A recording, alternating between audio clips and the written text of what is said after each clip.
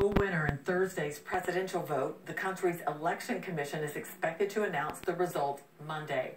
But there is controversy about how many people in the country actually voted or stayed away from the polls in protest. Raila Odinga is following this for us from Nairobi. In the middle of Nairobi's spring rains behind me, we are essentially waiting for results. It's not going to be a difficult guess as to who the winner is, because essentially the race only had one man in it.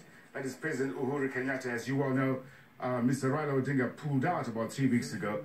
But 8 weeks in, after the Supreme Court's massive ruling to make sure that these elections are done again, we are essentially waiting for the numbers. That is the big question on Kenya's minds. How many people turned out to vote? How many people didn't vote? How many people were in each constituency? Because there's been some dispute over these numbers. So basically, we're still waiting for those final voter turnout figures. I remember this was an election that was deeply divided. Large swathes of the country did not vote, did not participate in protest. And the figures of how many people turned out to vote in this fresh election for the president remain in dispute. But we know for certain that back in August 2017, the figure was nearly 80%. You and I saw those amazing images of Kenyans all around the block, and that isn't the case, which of course is leading to Kenya's number crunching a great deal. I mean, how many people did turn out in their constituency? How many people did not?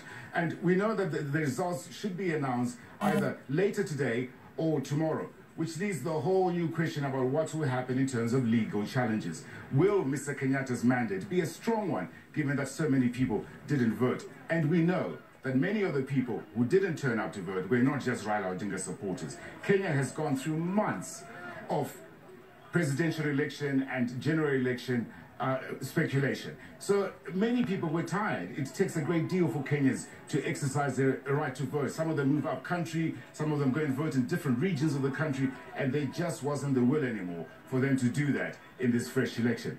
And that's where we are at the moment. For Raila Odinga, CNN, Nairobi. Well, President Kenyatta's right-hand man, William Ruto, spoke with CNN earlier. He says opposition leader Raila Odinga is lying when he calls the election process a sham. Ruto insists the original election in August was valid and that his candidate is looking to the future. We didn't agree with the Supreme Court annulling our win, but because we respect the Constitution and institutions set up by the Constitution, we agreed to go back to a re-election. And that is why we went into this repeat election. We will abide by the decision of the people of Kenya. As for engaging Mr. Raila in discussions, we are an open society. We speak to all citizens. We will speak to Mr. Odinga the way we speak to all other Kenyans on forging a way forward. We are ready to discuss with him. We are even ready to discuss with him his retirement package. Well, it's the end of an